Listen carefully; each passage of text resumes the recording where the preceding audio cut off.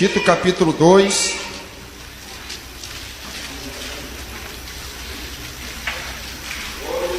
capítulo 2, verso 14.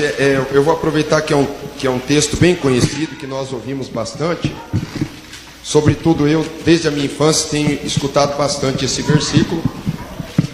Está em Tito capítulo 2, verso 14. Quem encontrou, diga glória a Deus.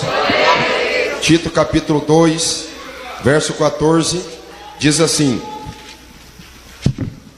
o qual se deu a si mesmo por nós. Estamos falando de Jesus Cristo, né? O qual se deu a si mesmo por nós, para nos remir de toda iniquidade e purificar para si um povo seu, especial, zeloso de boas obras. Amém, irmãos? Amém. Pode assentar e alegrar no Senhor com as palmas bem forte.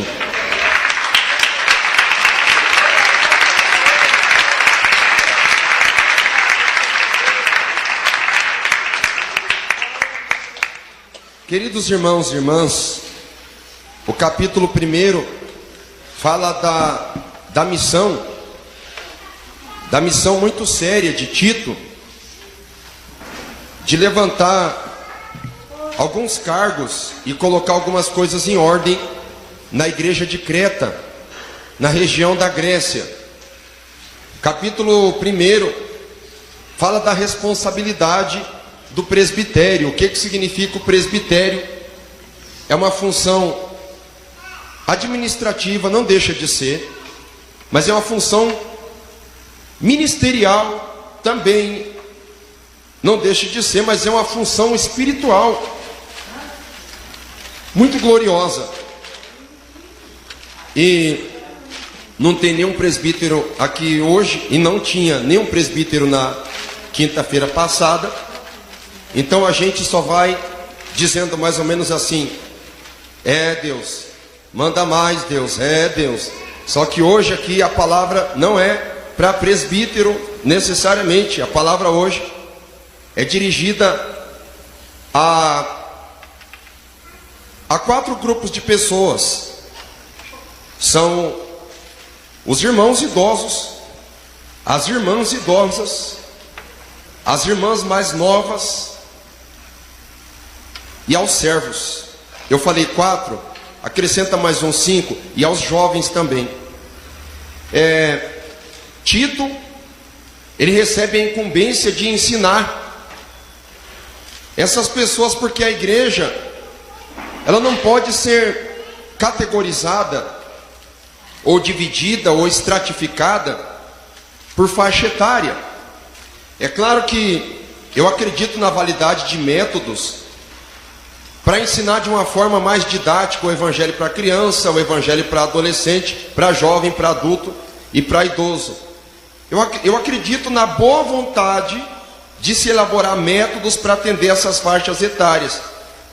Mas eu entendo particularmente que a Bíblia, ela não faz discriminação etária, ela não faz separação etária, porque o evangelho para a criança, para o adolescente, para o jovem, para o adulto e para o idoso, o evangelho que leva para o céu é um só. Mas como existia todos, ou toda essa faixa etária, e agora falando de servos ou profissionais, trabalhadores, de uma classe diferente, então é distribuída uma orientação que Tito tem que repassar. E Tito está falando, e não adianta olhar para mim, meu nome é Tito, mas o que eu estou falando aqui, eu estou falando tudo porque Paulo falou. E se Paulo falou, vocês conhecem o Paulo, não é só porque ele é bravo, vocês conhecem o Paulo, e não é só porque ele é inteligente, e não é só porque ele era fariseu, e não é só porque Jesus apareceu para ele, onde o constituiu como um apóstolo, até mais famoso do que o próprio Matias, e é conhecido como o fundador do cristianismo. Não é só por isso, é porque Deus mandou ele falar, então vocês escutam. É mais ou menos isso que Tito, certamente nas suas introduções, tinha que falar para os cretenses. Mas vamos lá, capítulo 2, verso 1, vamos lá. Tu, porém, fala o que convém à sã doutrina. Paulo mandando Tito: Tito, é o seguinte, eu sei que você é jovem, eu sei que você é novo, mas é o seguinte, você vai falar tudo o que convém à sã doutrina. Ou seja, você vai falar o que é conveniente, sim, o que é conveniente, mas não é o que é conveniente para o gosto popular. Você não vai falar o que é conveniente pelo que é agradável aos ouvidos. Você vai falar o que é conveniente à sã doutrina. Ou seja, você não vai pregar para arrancar aplausos, você não vai pregar por popularidade, você não vai pregar para ganhar presente, você não vai pregar para ser benquisto ou para ser ovacionado. Você vai pregar obedecendo o que eu estou te mandando fazer, porque não somente eu estou mandando fazer, você está cuidando da igreja, você está colocando tudo em ordem, então você tem um compromisso. Você tem um compromisso fundamental, antes de ser um compromisso comigo, apóstolo Paulo, que estou te mandando, você tem um compromisso com a sã doutrina do Senhor. É isso que o capítulo 2, versículo 1 está dizendo que é a missão de Tito. Você acha fácil essa missão? Eu não acho. Eu não acho, porque os cretenses eram pessoas que tinham espírito crítico. Não só porque a palavra cretense começa com CR e vai associar a crítica, mas eles tinham conhecimento do epicurismo, do estoicismo, tinham conhecimento da filosofia platônica, da filosofia aristotélica, enfim, Parmênides de Eleia, Heráclito de Éfeso e tantos outros grandes filósofos da Grécia existiram naquela região de Atenas, naquela região do período helenístico, do período áureo da filosofia. Então eram pessoas que liam e gostavam de ler e comentar o que eles liam. Mas ele tinha uma preocupação, e a preocupação dele não era rebater somente através do discurso. Corinto era uma cidade grega, Corinto. E Paulo, na sua primeira carta, no capítulo 2, ele diz: a minha pregação não consistiu em persuasão através de palavras e nem demonstração de sabedoria, mas através do poder do Espírito Santo. Então Tito tinha uma responsabilidade parecida. Por que Deus operar? Por que Deus fazer milagre? Por que Deus expulsar demônios? Por que Deus fazer isso ou Deus fazer aquilo? Por quê? Para a consolidação doutrinária.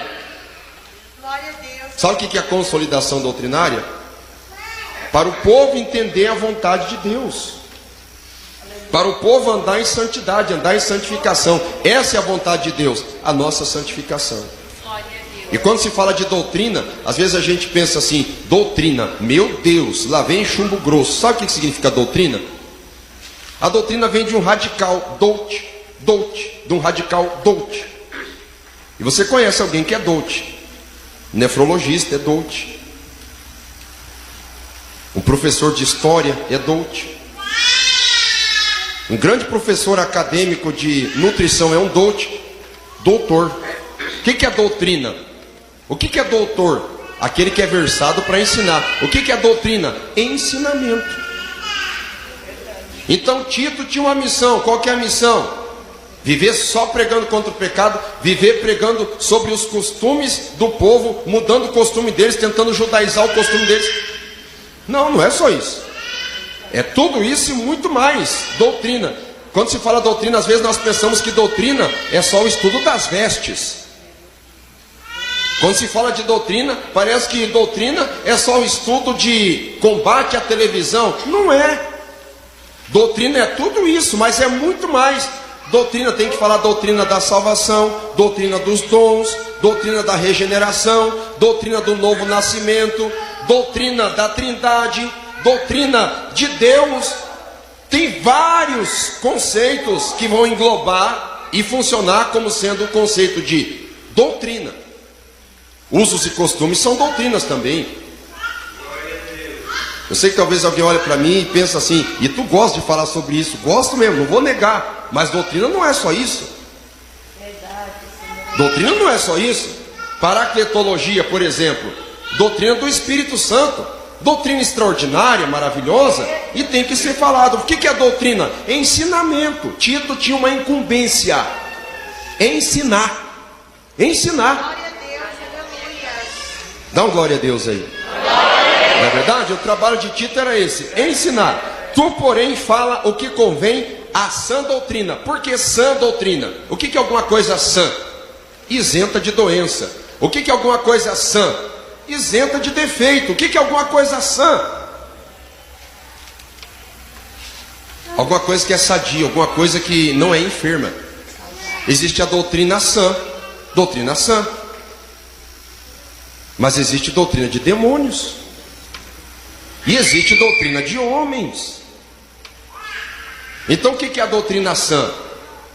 É uma doutrina sadia, fundamentada em alguma coisa que traria essa salubridade. Qual que é uma doutrina que traz salubridade? Qual que é? A doutrina fundamentada naquilo que traz saúde. O que traz saúde? É a Bíblia Sagrada que traz saúde. Glória a Deus, aleluia. Por que traz saúde? Você sabe o que nós seres humanos somos? Muitos podem dizer nós somos o que nós fazemos. Não é só isso. Nós somos o que nós comemos também. Nós somos o que nós comemos. Se você comer só alguma coisa salgada, você vai prejudicar seus rins. Você come alguma coisa muito gordurosa, você vai prejudicar teu intestino, você vai prejudicar várias partes do teu corpo. Você é o que você come. Então, se você não come a palavra de Deus, você pode morrer por inanição. Igual se você não comer um alimento, você pode morrer de fome. Se você não comer a Bíblia Sagrada, não se alimentar, você vai morrer espiritualmente. Só tem um detalhe com a Bíblia. A Bíblia, além de matar a tua fome espiritual, ela te dá saúde espiritual. E é aqui que existe a sã doutrina, porque tem saúde doutrinária aqui na Bíblia Sagrada. Glória a Deus. Na Bíblia tem saúde espiritual. Certo, irmãos? Vamos lá então para os conselhos. Vamos lá? Por quem será? Por quem será que começa os conselhos? Por quem? Pelas crianças? Não pode. É por isso que a sociedade moderna está indo de mal a pior.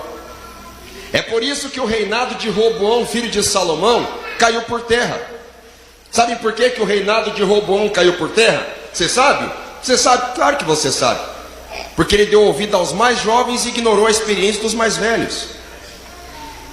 Me desculpe a sinceridade, amo os jovens, tenho filhos jovens. E a energia, a força de vontade, a capacidade intelectual, o ímpeto do jovem é inquestionável. O jovem tem força, tem energia, tem vigor. O jovem tem iniciativa. O jovem é espoleta para tudo. Só que toda força precisa ter uma orientação e uma direção definida. Senão você vai gastar força, vai gastar energia à toa, na direção errada. Hoje os idosos são maltratados, são jogados nos asilos, os filhos desprezam, os netos chamando os avós, chamando o avô de você. Que vergonha! Tem que chamar o avô de senhor, tem que chamar a avó de senhora. E tem uns avô moderninho, né? Tem uns avô moderninho que só falta usar aqueles Ray-Ban, aquelas barbichas, amarrar aqueles lenços de motoqueiro de Harley Davidson e dizer: Senhor está no céu. Tem que ensinar. Tem que, cada coisa no seu lugar. Tem que, os idosos têm que ser respeitados. Tem que ser respeitados. Tem que ser os senhores idosos, as senhoras idosas. Meu, eu vou acabar falando demais aqui. Vamos ver então, vamos aos conselhos. Versículo 2. Preste atenção. Nós encontramos aqui no capítulo 2, Tito ensinando uma forma de viver para todos. Ele divide os mandamentos em 8 partes. Em 8 partes. Ele ensina aos velhos, primeiramente aos idosos, ensina às mulheres idosas, às mulheres novas, ensina aos jovens, ensina aos servos, ensina aos homens sobre a graça, ensina aos homens sobre o arrebatamento e a segunda vinda de Cristo, e ensina aos homens sobre a redenção. Vamos começar então pelo ensinamento aos idosos. Os velhos ou idosos que sejam sóbrios, graves, prudentes, sãos na fé, na caridade e na paciência. Eu não posso demorar nesses itens por causa do horário, mas nós temos alguns irmãos idosos, algumas irmãs idosas aqui na igreja. E eu preciso ser sincero, que graças a Deus e a minha avó idosa, já falecida agora, nascida em 1922, logo teria seus 95, 96 anos. Graças a Deus e a insistência dela em orar por mim, Jesus fez uma obra na minha vida, na vida dos meus tios. E como eu não fui criado pela minha mãe legítima, através da oração da minha avó, que é minha mãe, que eu chamo de minha mãe também, eu evangelizei a minha mãe biológica, e pela graça de Deus, as minhas irmãs conheceram o Evangelho. Se não seguirem o Evangelho, se não seguirem a ortodoxia evangélica, é porque elas não querem, porque eu pregava direto lá na casa da minha mãe contra a televisão, contra o pecado, contra todo tipo de imundícia, até contra a bebedeira da cerveja. Tanto que hoje minhas irmãs abandonaram tudo que elas faziam que era errado. Então é muito importante nós valorizarmos as pessoas idosas. Até agora eu coloquei os irmãos idosos lá em cima, só que agora a Bíblia vai puxar vocês para baixo um pouquinho. Mas vamos lá, não tem problema. Que sejam sóbrios. O que é alguém ser sóbrio? É claro que no nosso ministério nós não temos o costume da ingestão do vinho. Nós não temos esse costume. Ingerimos o suco da videira, mas nada de fermentado, né?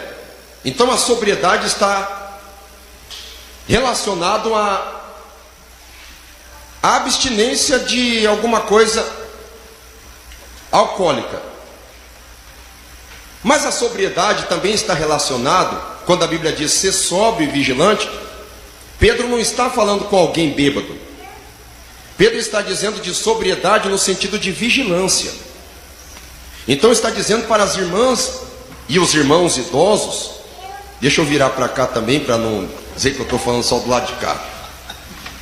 Está falando sobre vigilância. O que é sobriedade? Sobriedade é estar sempre alerta. Eu fiquei triste, irmãos, com algo que eu presenciei no estado de Santa Catarina, quando eu fazia muitas visitas levando Santa Ceia nas casas. E daí muitos irmãos, irmãs, idosos, eu posso dizer infelizmente que nadaram tanto para morrer na praia. Desculpa a sinceridade, que Deus me livre disso e livre todos nós disso. Lutaram, e quando estavam em certa idade, começaram a se desviar dos rudimentos do princípio. E alguns acabaram, por causa disso, ficando até mentalmente perturbados. Eu falava, meu Deus, era uma pessoa tão cheia do Espírito Santo, agora parece que a pessoa está perdendo a noção, xingando, falando palavrões, com idade avançada, quase que debilitado. Então, irmãos, nós não, porque agora é dirigido aos irmãos idosos. É preciso ter cuidado, que Deus me ajude a chegar à idade de ser chamado idoso, que Deus me ajude. Eu quero ter cabelos brancos, não sei se eu vou ter muito cabelo até lá, mas eu quero que Deus me abençoe nesse sentido. Então tem que ter vigilância, não somente na idade, quando você tem as suas atividades no auge, mas quando você pegar certa idade também, tem que se entender que tem que se desprender do mundo. Tem alguma pessoa que chega na idade e começa a sentir saudade de antes, sentir saudade do vigor, sentir saudade de tantas coisas, de quando podia fazer. Mas eu me privei disso, me privei daquilo, e começa agora a querer ter um espírito jovem, fora de época. Não está vigiando. tem que entender que em todo momento da nossa vida, não é só porque está com a idade, ou com a idade avançada, ou com a idade que é chamada melhor idade, não é só porque está nessa idade que Jesus pode vir para a pessoa. Jesus pode vir a qualquer momento, mas temos que entender que Jesus está para vir a qualquer momento, e nós podemos partir a qualquer momento também, todos, idosos e jovens. Então tem que vigiar, não somente quando tem vigor, ou vigiar quando é jovem, vigiar quando é adulto, mas quando está na idade, quando está idoso, tem que vigiar, porque idoso também pode perder salvação. Idoso pode perder salvação. E vocês vão de concordar comigo, os idosos, que vocês hoje enfrentam uma incompatibilidade cultural muito grande. No tempo de vocês, não era assim as coisas como são hoje. Hoje as coisas mudaram. O mundo está praticamente sem rédea e sem volante. E daí esse convívio com o filho, com o neto, e com o vizinho, e com isso e com aquilo. E daí acaba esse choque cultural. Porque quem está certo são vocês. A forma como vocês foram criados está certa. E eu aplaudo isso mesmo. E Deus conhece meu coração. Tanto que eu já comentei com a minha esposa que eu até achei já que eu nasci na época errada, porque eu não consigo me ver no mundo de hoje. Só que por causa desse choque, vocês têm que estar sempre vigilantes para vocês não perderem a bênção e não perderem a salvação. Às vezes vocês querem tentar consertar o mundo de hoje, vocês não vão conseguir. Vocês têm que vigiar para não perder a salvação de vocês, porque além de não consertar o mundo, ainda arrisca perder a tua salvação. Estou falando com toda humildade, pelo amor de Deus, não me entendam mal. Cuidado, queridos irmãos, cuidado, cuidado. Que sejam sóbrios, que sejam graves. Quando está dizendo gravidade, está dizendo se manter firme como tendo uma postura de peso. Porque hoje, as fontes das ideias, das convicções são muitas. Já pensou você ter uma concepção e chega numa certa idade e você diz, olha, é o seguinte, eu descobri a roda. Eu descobri agora que o caminho do céu não é para cima, é para baixo. Não é para frente, é para trás. E alguém diz, meu Deus, o que está acontecendo? Então tem que ser constante. Que sejam prudentes. Prudência. Tem que ser prudente. Manter a prudência.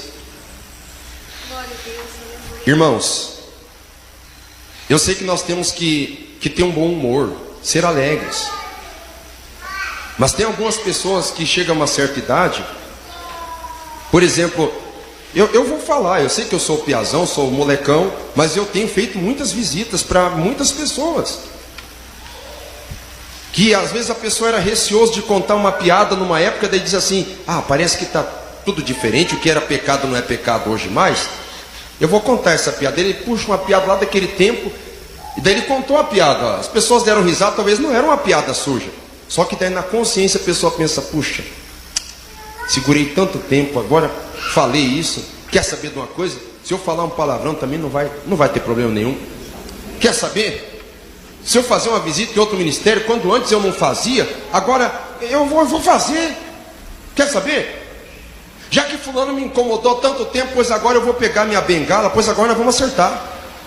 E daí você vai num abismo puxando outro abismo. Por favor, irmãos, não me entendam mal. Não me entendam mal. É preciso ter prudência, porque idoso perde a salvação também. Estou falando sério. Dá licença daí, menino, você não tem idade para falar isso. A Bíblia nos orienta, a Bíblia nos ensina prudência. Prudência. Tem que ter prudência. Que sejam sãos na fé. Tem uma irmãzinha que eu oro por ela aqui sempre. A hora que eu oro por ela, que eu coloco a mão na cabeça dela para orar, sabe quais são as palavras que ela fala? Toda vez que já tem 2 anos que eu estou aqui, eu coloco a mão na cabeça dela para orar por ela, ela só fala isso. Graças a Deus, graças a Deus, graças a... Eu vou orando por ela só vai dizendo, graças a Deus. Ela pode estar passando luta, pode estar tossindo, pode estar com febre, pode ter vindo da pé na igreja, pode ter pegado uma chuva na estrada, ter pegado um vento, pode ter molhado o sapato, ou alguém passar na calçada e jogar água nas pernas dela, ou coisa parecida. Ela está sempre dizendo a mesma coisa, graças a Deus. Sabe o que significa isso? Ser são na fé, ter a fé sadia. Deus está dizendo para os irmãos, seja você idoso, que seja, isso serve para todos nós, mas em especial estou falando aos irmãos idosos, sejam sempre sãos na fé, porque a qualquer momento, seja para idoso, seja para jovem, Jesus vai voltar. Ele quer encontrar pessoas que tenham a fé sã, que tenham a fé, que não tenha doença nenhuma, que não tenha nenhuma fraqueza na sua convicção, tenha que ter a fé sadia. Glória a Deus. Sãos na fé, na caridade, no amor. Tem que ter amor. O negócio é o seguinte, eu sou idoso, você está sentado aí no meu lugar aí, sai daí, seu folgado. Eu compreendo plenamente as leis da acessibilidade e as leis de reconhecimento de benefícios. Eu reconheço. Só que tem pessoa que é perturbado, que é mal educado mesmo. E você vai fazer o quê? Aí depois que você expulsou a pessoa dali, daí você vai descer, daí você diz assim, Jesus te ama. Ah, era crente. Você entendeu? Tem que demonstrar amor. Mas o pastor não sabe. A dor nas pernas, a dor nas costas, artrite, artrose ou coisa parecida. Irmãos, por favor, se até chegar a essa idade você teve amor, continua tendo amor. Continue demonstrando. Continue demonstrando amor. E paciência também. E paciência também. Porque é difícil as pessoas entenderem. Os jovens, quando chegar naquela idade, tem muitos jovens que vão pagar caro. Mas tem idosos que falam, eu não deixo barato. Ah, me incomodou, não quero nem saber. O que eu tiver na mão eu taco. Depois eu peço perdão para Deus. Depois, se sobrar tempo, eu confesso para o pastor. Se sobrar tempo, pior que nunca sobra, né? Eu não estou dizendo de Curitiba, irmãos. Acontece em Santa Catarina alguma coisa parecida assim, mas aqui não. Mas aqui vai um recado aqui, que é a orientação de Paulo para Tito falar para o povo. Então a gente vai falando, né? Paciência, viu? Paciência. E antes de alguém ficar bravo porque eu estou pregando, olha o que eu estou dizendo aqui, ó. Paciência. Obrigado, apóstolo Paulo. Obrigado, Jesus. Paciência. Todo mundo tem que ter paciência. Diga comigo, paciência. Paciência. Agora vamos lá, as mulheres idosas. Agora eu preciso olhar só para o lado de cá. Estou brincando, isso para todo mundo, mas vamos entender. As mulheres idosas, semelhantemente, que sejam sérias no seu viver. Aleluia, o pastor falou algo que eu já sou séria, já sou. Quando fala de seriedade aqui, não está dizendo seriedade com aquela fisionomia fechada, carrancuda, né? Quando fala de seriedade, está falando de prudência no comportamento. Prudência no comportamento. Seriedade, prudência no comportamento. Que sejam sérias no seu viver, como convém às santas. Como convém às santas servas de Deus.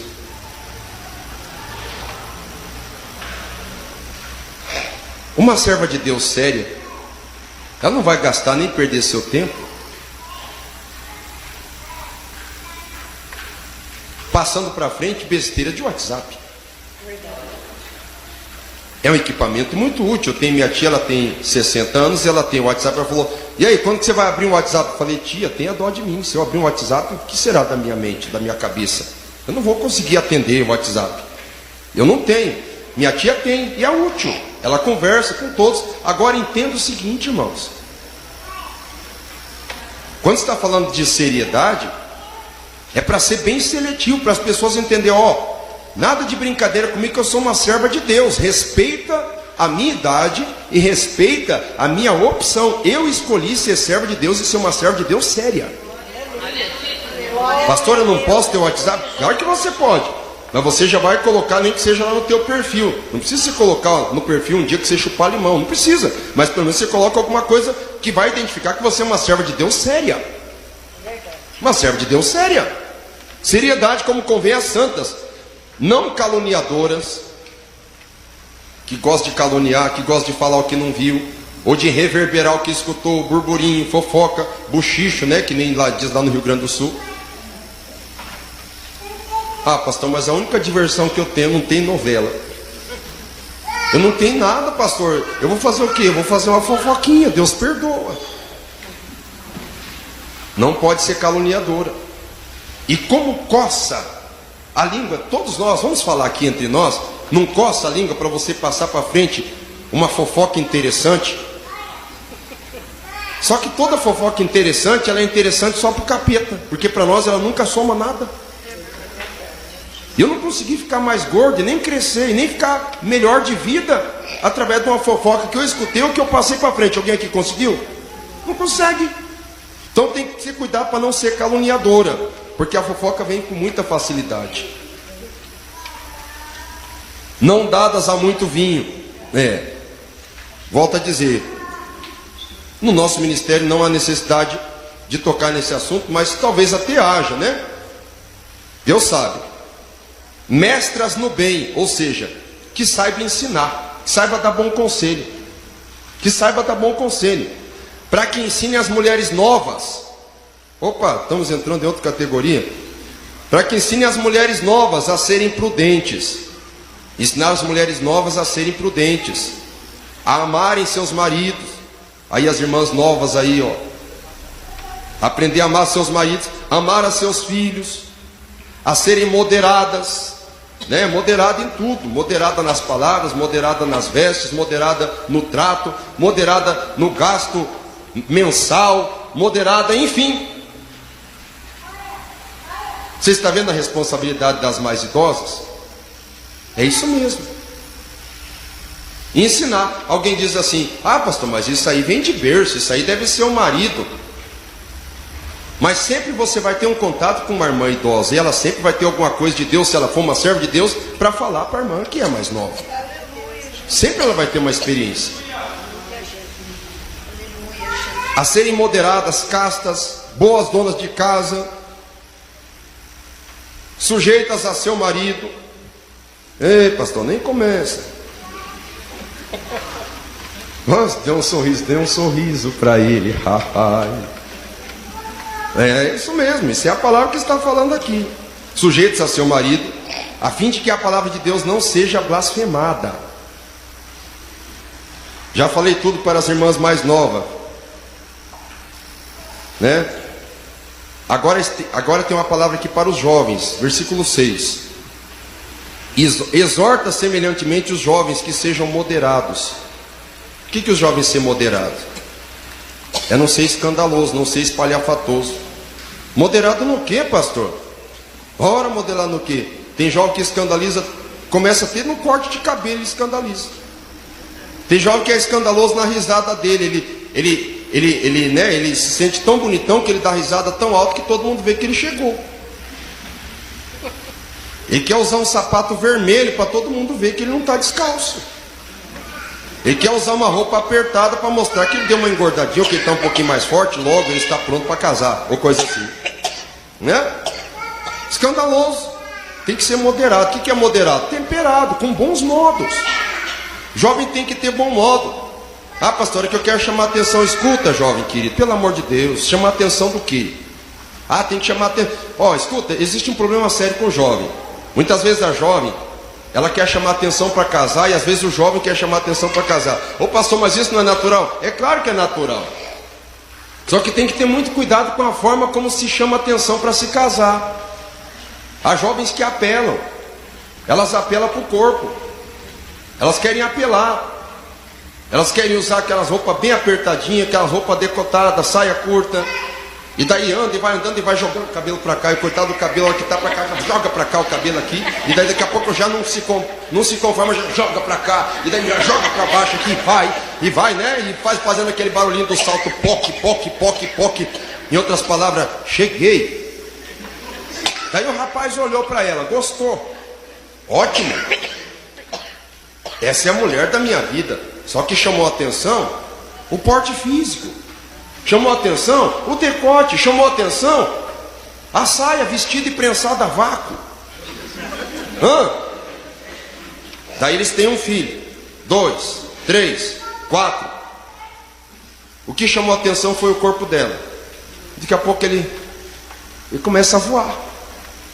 Ele começa a voar, ele começa a olhar alguém que tem o corpo igual quando ele conheceu ela. Ei, que saudade quando a gente casou. E daí começa. Você entendeu? Ele não foi atraído por um sentimento puro chamado amor. Ele foi atraído pela sensualidade. Por isso tem que ser moderado. O rapaz também casou, né? É bonitão. Daqui a pouco começa a cair tudo. Fica barrigudo aqui. E daí descobre que ele ronca, não é verdade? Fica careca, daí daqui a pouco, não é assim? Irmão, tem que ser moderado. A pessoa de Deus ideal para você, você diz, o padrão de Deus eu já sei. É igual o padrão de Vinícius de Moraes, né? Os feios que me desculpem, mas beleza é fundamental. Preste atenção, seja moderado. A pessoa de Deus para você é aquela que tem coragem de cuidar de você se você envelhecer, se você ficar doente. É aquela pessoa que te ama de verdade. E é aquela pessoa que é preparada por Deus. Então se vista moderadamente, modestamente, de acordo com a Bíblia Sagrada, que Deus tem preparado o teu esposo e a tua esposa para fazer você feliz e você morar no céu junto com ele. Tem coisa melhor do que isso? Moderado, com modos, com bons modos. Exorta semelhante os jovens a que sejam moderados. Em tudo, te dá exemplo de boas obras. Um jovem tem que ter boas obras. O que é o exemplo de boas obras? Eu sou cheio do Espírito Santo, pastor. Sou jovem. Olha como eu oro com a voz alta aqui. Oh glória, aleluia. Estou sentindo, pastor. Amém, jovem. Vai lá limpar o banheiro então. Ô pastor, o senhor sentiu? Senti, irmão, senti de Deus. Você jovem, cheio do Espírito Santo, vamos lá. Isso aí não é para mim. Ué, jovem tem que ser cheio do Espírito Santo e boas obras. Limpar o banheiro é boa obra. Entregar folheto na rua, boa obra. Ajudar a passar pano na igreja é boa obra. A lâmpada está queimada ali, bonitão, jovem, com toda a saúde, todo vigor. Troca a lâmpada abençoada, é jovem, não é? Ora, não tem nenhum passarinho para dar água. Boas obras, o jovem tem que ser exemplo de boas obras. Verdade. E ninguém pensa que eu estou bravo, eu sou feio mesmo, não estou bravo. Estou falando a palavra aqui, o jovem tem que ter boas obras. A palavra está dizendo aqui, tem que ter boas obras. E quando eu falo do jovem, estou falando das jovens também. Às vezes a gente vê alguns jovens, algumas jovens, que são uma bênção, mas eles já querem passar na frente da ordem das coisas. Tem que ser exemplo de boas obras. E boas obras não é você simplesmente pregar aqui para ganhar alma. Quantas almas você pensa que eu ganho para Jesus aqui no altar? Eu tenho que lutar aqui, pedir misericórdia para Deus, para ganhar algumas almas que se convertem e para segurar o rebanho. Mas quem ganha muitas almas mesmo é quem tem coragem de ir lá, pegar o urso pela barba lá, arrancar as pessoas lá na favela, arrancar almas que estão na garra de Satanás lá nos hospitais, na penitenciária. É lá que é o campo missionário. Isso que significa boas obras. Pregar o evangelho aqui é fácil. Eu quero ver ir lá fora ganhar as almas para o reino do Senhor. Isso é boas obras. Isso é boas obras. Glória a Jesus. Amém? Exemplo de boas obras. Na doutrina te mostra incorruptível. Tem que ser incorruptível na doutrina. É triste, irmãos. Mas muitos jovens não querem obedecer à doutrina. Muitos irmãos, muitas irmãs jovens não querem. As jovens querem andar do jeito que querem. Muitas querem andar do padrão do mundo. Pastor, não é padrão do mundo, padrão é aeromoça. E o rapaz, não é padrão do mundo, é o padrão social, ou coisa parecida. Irmãos, por favor, jovens, por favor, me ajudem. Vocês são a próxima igreja, a próxima geração é vocês. E vocês têm vocês têm um compromisso muito sério, porque vocês são uma ponte com as próximas gerações ainda. E agora? E agora que os mais idosos, conservadores que lutaram, guardaram, cheio do Espírito Santo, falando línguas estranhas, morto ressuscitando, demônios caindo por terra, câncer sendo curado, milagre extraordinário, milagres extraordinários. Daqui a pouco chega uma geração que não guarda a doutrina. Escuta bem, doutrina não é só costume de homem. Quando não houver mais doutrina de santificação na igreja, o Espírito Santo, ó, vai embora, meu filho. Vai embora. Fica só a liturgia, fica só o blá blá blá e o lero lero, fica só a conversa mole, fica só as prédicas, fica só a homília, fica só a cortina de fumaça. O poder de Deus que é bom, ó, acabou a doutrina, acabou a santidade, vai embora tudo junto, meu querido, não adianta. Não precisa nem eu ficar gastando muito tempo para falar sobre isso, porque vocês já sabem que assim funciona. Por que vocês já sabem? Porque vocês já devem ter lido a história de Israel, quando Israel abandonava a santificação. Deus, ó, tchau Israel, tchau, porque eu sou santo. Se vocês não forem santos, ó, tchau. Por isso que os jovens têm que guardar a doutrina. Ah, pastor, mas eu pensei que esse negócio de doutrina era só para as irmãs de idade. É o problema sério da chamada categorização. Se categoriza por faixa etária. Ah, evangelho para criança, evangelho para adolescente, evangelho para jovem, evangelho para adulto. Já tem um evangelho para gay. Já tem um evangelho, por exemplo, para empresário. Por aí. No Brasil, no mundo já tem essas separações, essas categorizações. O sangue de Jesus tem poder. Na igreja pentecostal, Deus amor, nós temos liberdade para pregar que o evangelho do Senhor não faz acepção nem discriminação. O céu é um só, o caminho é um só, o jovem tem que guardar a doutrina, o idoso tem que guardar a doutrina, a criança tem que guardar a doutrina, todos têm que guardar a doutrina do Senhor.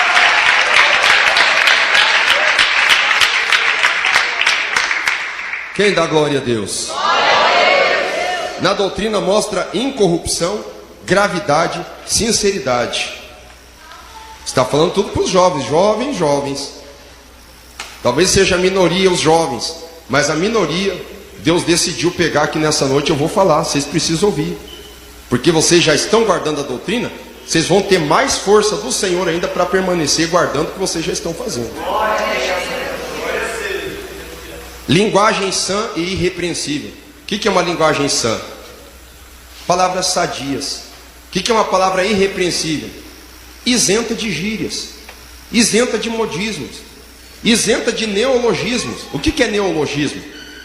Palavras criadas a partir de novela, palavras criadas a partir de seriado, palavras criadas a partir de práticas de tráfico de drogas, de banditismo ou de prostituição. Isso são linguagens sujas.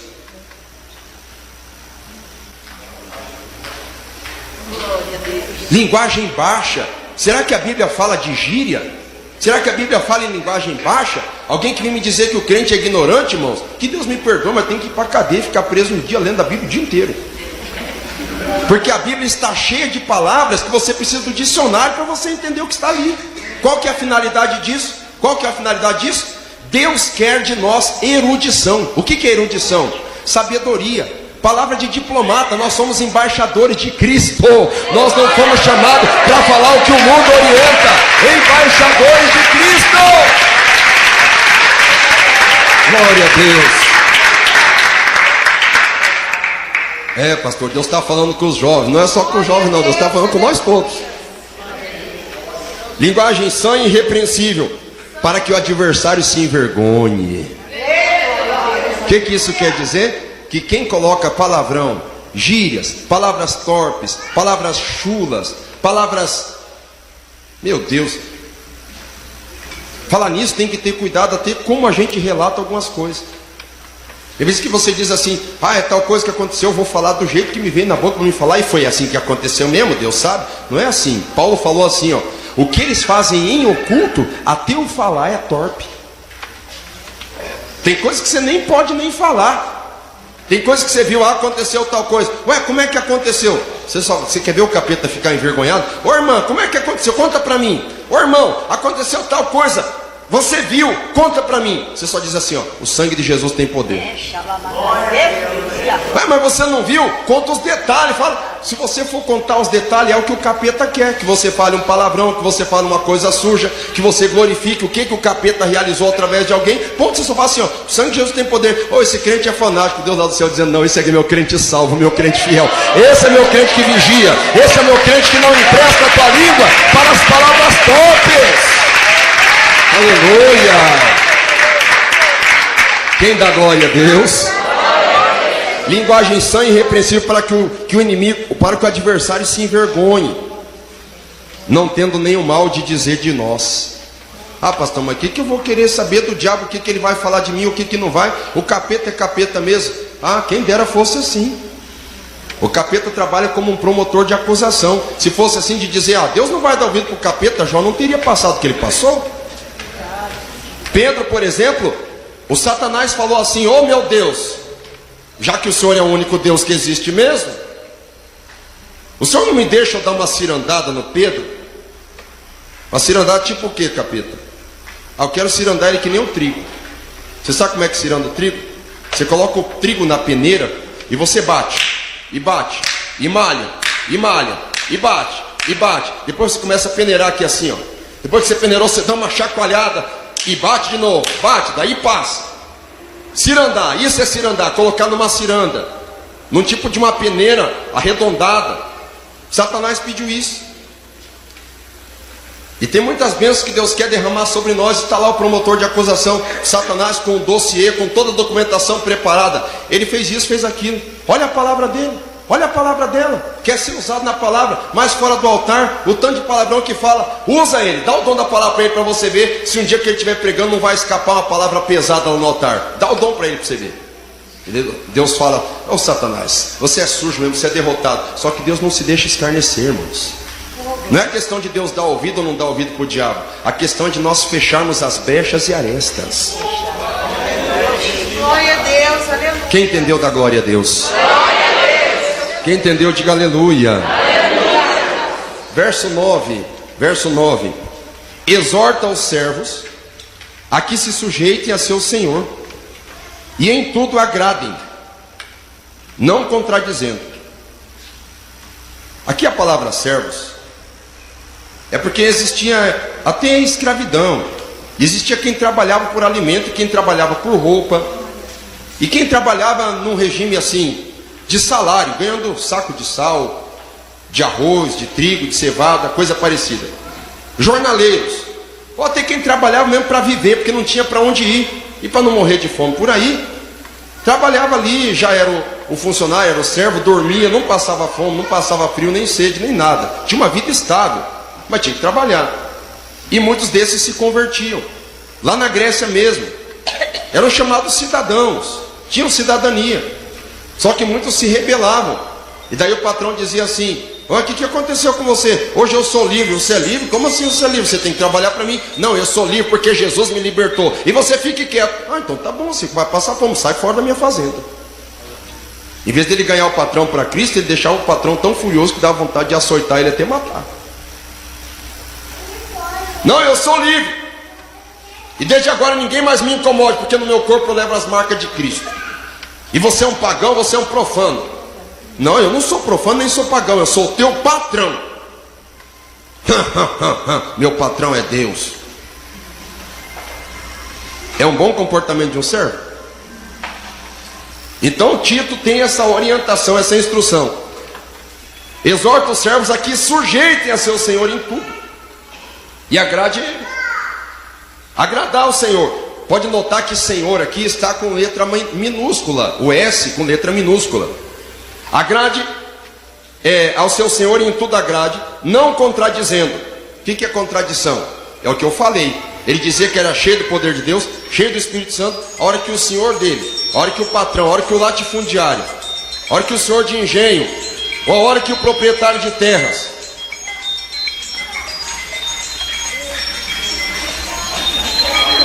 a hora que o proprietário de terras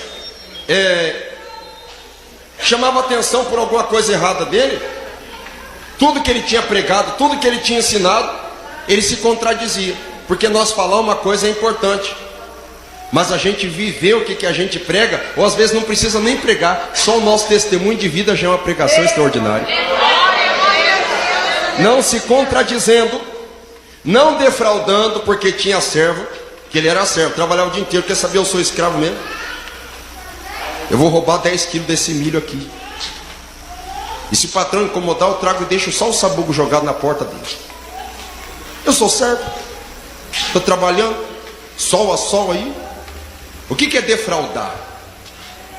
Capturar, levar ilicitamente alguma coisa que não lhe pertence. Meu Deus, pastor, acontecia entre os servos de antes?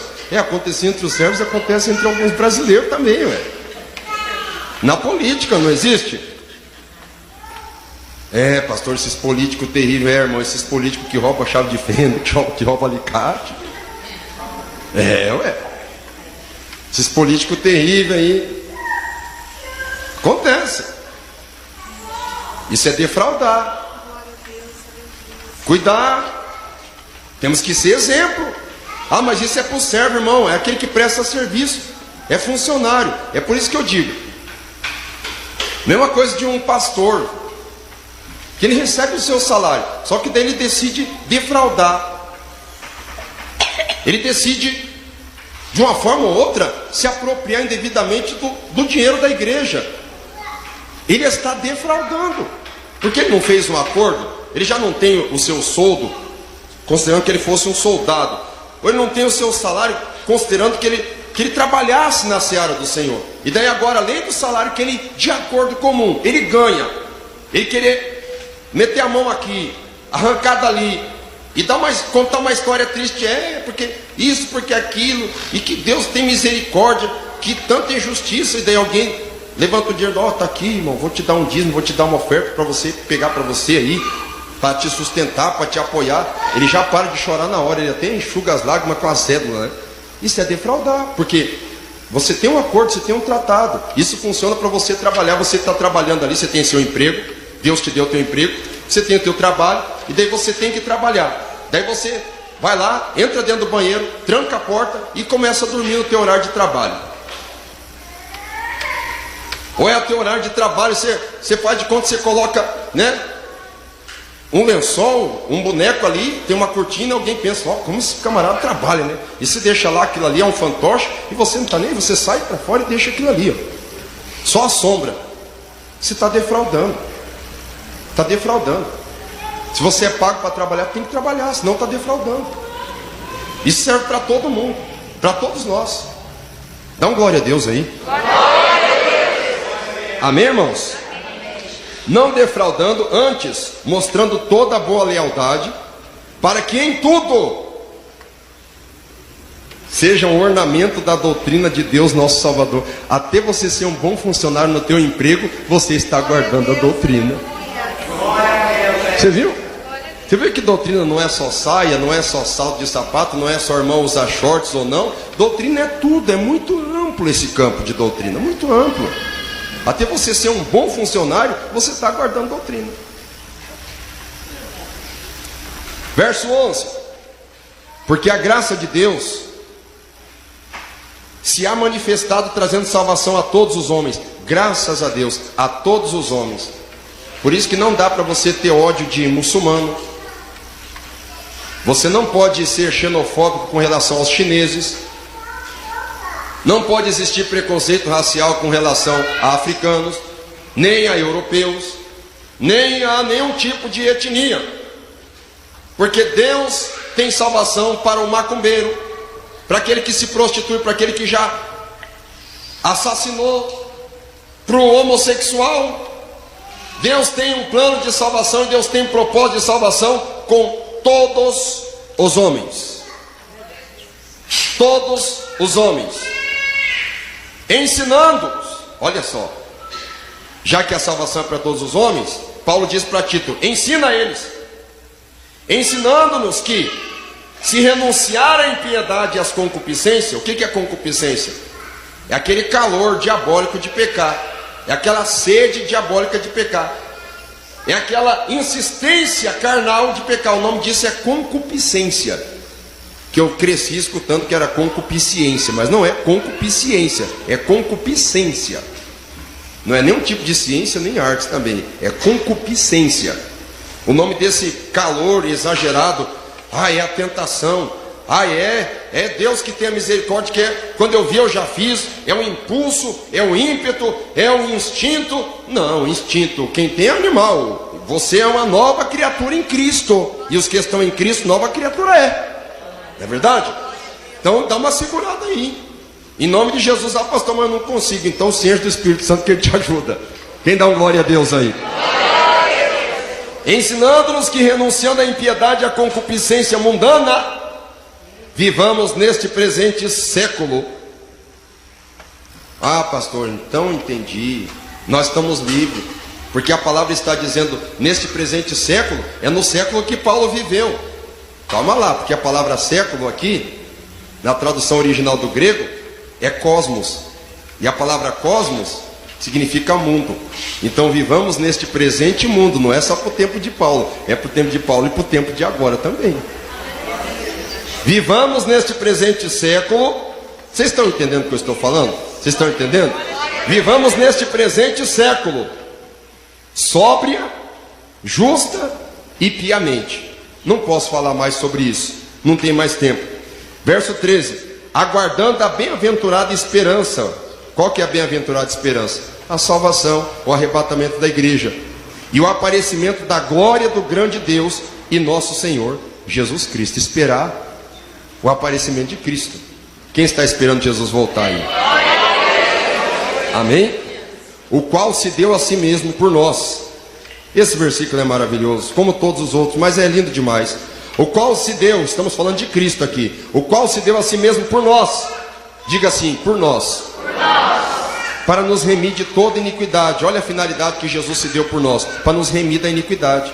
Então quando nós voltamos a praticar a iniquidade, nós estamos desprezando o sacrifício de Jesus. É por isso que Ele se deu por nós, para nos remir da iniquidade e nos purificar. E purificar para si um povo seu, especial, zeloso de boas obras. O que é um povo especial? O que é alguma coisa especial? Alguma coisa diferente, alguma coisa particular, alguma coisa que chama atenção, alguma coisa que é separada, alguma coisa que não é comum, alguma coisa que é destacável, alguma coisa que é louvável. É alguma coisa que alguém olha e, se não cuidar, tem até inveja, porque é especial. É de uma espécie superior. Vem de espécie, mas de uma espécie superior. É especial. Então entenda o seguinte: você que é cheio do Espírito Santo, você que está buscando a tua salvação, você que está em Cristo, ainda que o mundo julgue, ainda que o mundo venha te rotular que você é um crente coitadinho, um crente analfabeto, um crente ignorante de pai e mãe, um crente, talvez até te chamam de arcaico, medieval, antiquado, ultrapassado, obsoleto. Pelo amor de Deus, não precisa bater no peito para se orgulhar, não faça isso, mas dentro do teu coração, de uma forma introspectiva, coloque uma coisa na tua cabeça: você é especial. Você é especial. Você é especial. Especial. Especial. Oh, glória a Deus, aleluia. Diga para o teu irmão aí que ele é especial, vai. Diga para a irmã aí também. Fala, irmã, você é especial, minha querida. Fala, irmão, você é especial, meu querido. Louvado seja Deus. Pode falar, porque você não está mentindo. A Bíblia está dizendo aqui agora. Aleluias. Um povo especial, zeloso de boas obras, que zela pelas boas obras, que cuida para fazer boas obras. E Paulo finaliza dizendo para Tito, que eu já finalizei aqui também, já acabei. Olha o que Paulo fala para Tito. Fala disso. Disso o quê? De toda a lista que nós vimos para cima. Fala disso, Tito. Fala disso. E vou dizer mais uma coisa, exorta ainda. Vai lendo aí, vai lendo aí. Fala disso. E exorta. O que é exortar? Exortar é ensinar com veemência. Exorta. E repreende com toda a autoridade. repreende com toda a autoridade. Tito pode dizer: mas de quem vem a autoridade para me repreender? O Espírito Santo vai colocar a autoridade na tua boca, Tito. Pode repreender, que é o Espírito Santo quem está te ensinando, quem está te orientando, quem está te dando sabedoria e poder. Ou seja, repreende com autoridade, porque o Espírito Santo está assinando embaixo. O que você está falando não é de você, Tito, é Deus que está falando para mim. Eu estou passando para você. Pode falar, porque se você não falar, Deus vai cobrar de você, viu? Deixa eu fazer uma pergunta aqui. Quem crê que Tito falou isso que Paulo mandou? Quem crê? Eu creio. Senão Paulo ia escrever também a mesma coisa que ele falou: latoeiro, o Alexandre o latoeiro me causou muitos males. Paulo poderia dizer assim: eu preparei uma carta tão elaborada para o abençoado do Tito, só que ele não teve coragem de pregar. Ele se bancou como um calça frouxa, arranquei ele de lá e botei o Timóteo para falar, porque o Timóteo falava. Paulo não precisou falar isso porque Tito falou. Tito falou. Dá glória a Deus. E daí na hora que de repente acontece, os irmãos idosos, as irmãs idosas, os jovens, os servos, as mulheres novas, podia ver o Tito, ele pregou e falou. E daí dá uma olhada, vê na Bíblia aí, dá uma olhadinha na Bíblia aí, lá no final, no versículo 15, dá uma olhadinha lá, bem no final mesmo. E daí eles podiam olhar para Tito e dizer: o que ele está falando aí? O que ele está pensando aí? Para ninguém ratear mesmo, Paulo ainda escreveu no final lá: e ninguém te despreza. Você entendeu? Você pode dar um glória a Deus aí? E ninguém te despreze ainda. Oh glória, fiquem de pé por favor. Quem crê que Deus falou contigo hoje, diga glória a Deus.